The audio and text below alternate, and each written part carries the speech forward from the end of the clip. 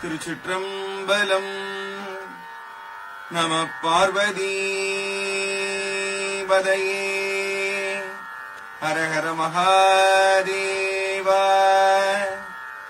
சித்சமேசா சிவசிதம்பரம்.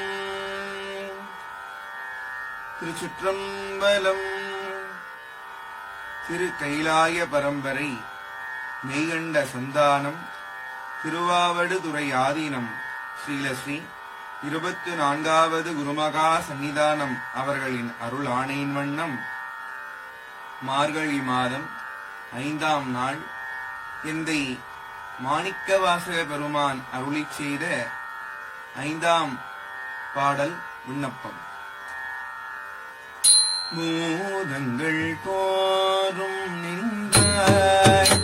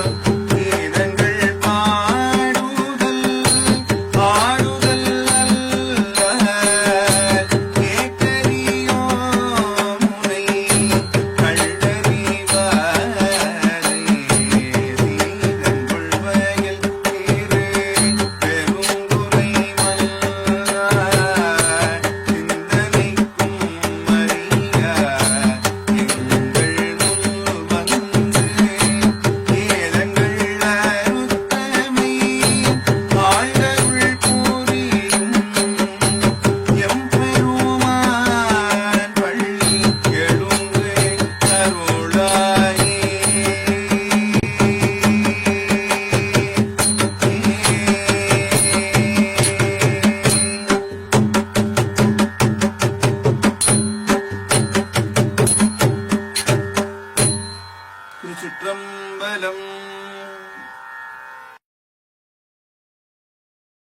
5வது பாடல் இதுவும் ரொம்ப அற்புதமான கருத்து அமையப்பெற்றது. எம்பெருமானை பற்றி நாம் என்ன கேள்விப்படுகின்றோம்? புலவோர்கள். புலவோர்னா சாதாரணமா மொழி புலமை உள்ளவர்கள், மேலும் செய்யுள் ஏற்றக்கூடியவர்கள், அந்த நிலையில மட்டும் உள்ளவர்கள் அல்ல. இங்க அறிஞர்கள் பொதுவா சொல்லுவோம், ஆங்கிலத்தில் ஸ்காலர் சொல்லுவாங்க, அறிஞர்கள்னு சொல்லுவோம். ஏதாவது ஒரு துறையில நல்ல அறிவு பெற்றிருப்பார்கள். ஆனா சாத்திரங்கள்ல சில இடங்கள்ல அறிஞர்னு வரும்போது அது ஞானிகளையே குறிக்கும். சரியை கிரிய யோகம் அதுக்கு அடுத்தபடியா உள்ள ஞானத்தை பெற்றவர்களே குறிக்கும். திருவருள் பயன்ல அறிவும் உருவும் அறிஞருக்கு அறிவாம் உருவும் உடையாம். அங்க வர்ற அறிஞருக்கு அறிஞர் என்பது ஞானிகளை குறிக்கின்றது. அது மாதிரி இங்க புலவோர் என்பது ஞானிகளை, அந்த சிவானுபவ சீலர்களை, சிவானுபூதி செல்வர்களை குறிக்கின்றது. முத்தி பெற்ற சிவானுபூதி செல்வர்களை குறிக்கின்றது.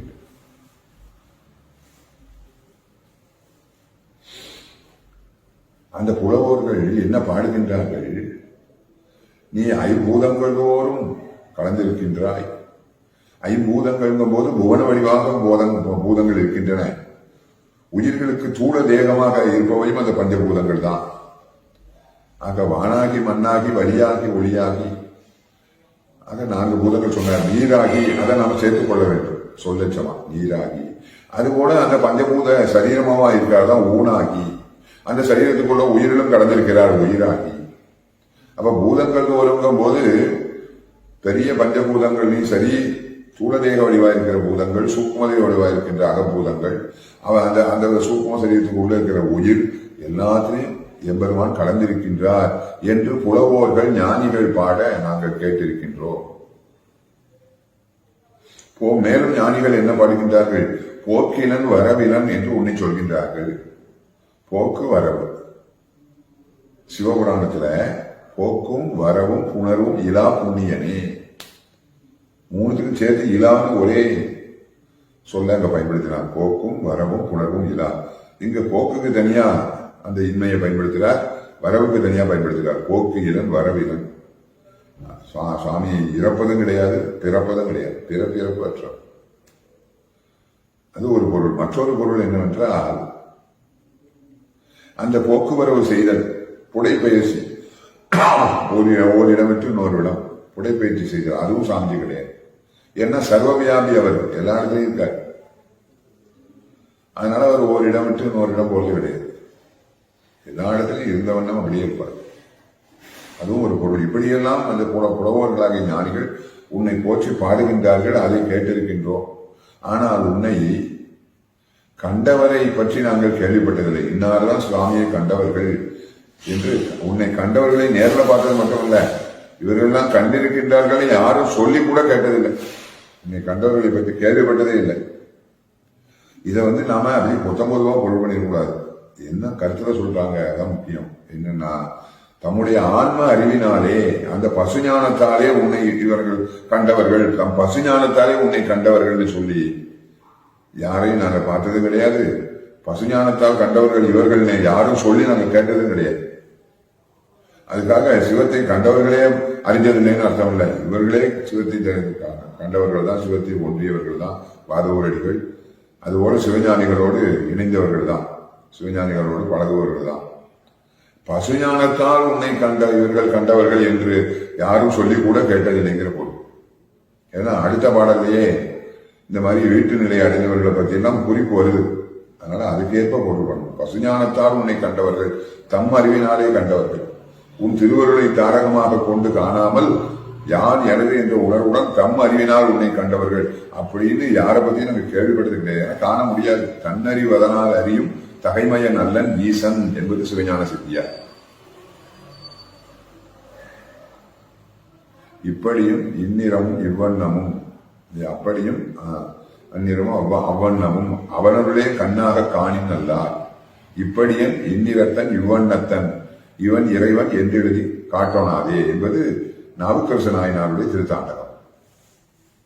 ஆகையினாலே இதுல நம்ம அதை கவனமா பொருள்படும். பூதங்கள் தோறும் நின்றாய் எனின் அல்லால். பூதங்கள் தோறும், ஒவ்வொரு பூதத்திலையும், அதான் தோறும் போது அந்த ஒவ்வொரு பூதத்திலையும் பொருள். பூதங்கள் தோறும் நின்றாய் எனின் அல்லால் என்று அறிந்திருக்கிறோமே ஒழிய மற்றபடி அறியவில்லை. போக்கிலன் வரவிலன் என நினை புலவோர் கீதங்கள் பாடுதல் ஆடுதல் என்றால் கேட்டறியோம் உன்னை கண்டறிவோரை. உன்னை கண்டறிவோரை பற்றி கேட்டும் நாங்கள் அறிந்ததில்லை. ஆனா எதை அறிந்திருக்கின்றோம்? புலவோர், நின்னை புலவோர் பாடுவதை எப்படி பாடுகின்றார்கள்? கீதங்கள் பாடுகின்றார்கள், ஆடுகின்றார்கள். என்ன சொல்லி அந்த கீதத்தை அவர்கள் பாடுகின்றார்கள்? நீ இறைவனாக நீ போக்கும் வரவும் இல்லாதவன் என்று பாடுகின்றார்கள்.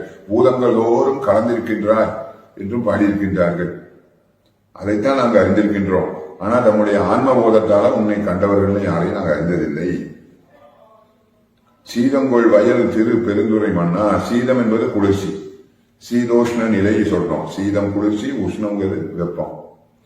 சீதங்கொள் வயல் திரு பெருந்துரை மன்னா. திருமணிகள்ல பாருங்க அந்த சொல்லாட்சிகள்லாம் இடம்பெற்று. சீதம்னா சீதங்கொள் வயல் திரு பெருந்துரை மன்னா. சிந்தனைக்கும் அறியாய், சிந்தனைக்கும் அறியாய். ஏன்னா அடிகள் சொல்வார்கள் மற்றொரு இடத்துல, சித்தமும் செல்லா சேட்சியோம் காண்க. இந்த சித்தம் தானே சிந்திக்குது.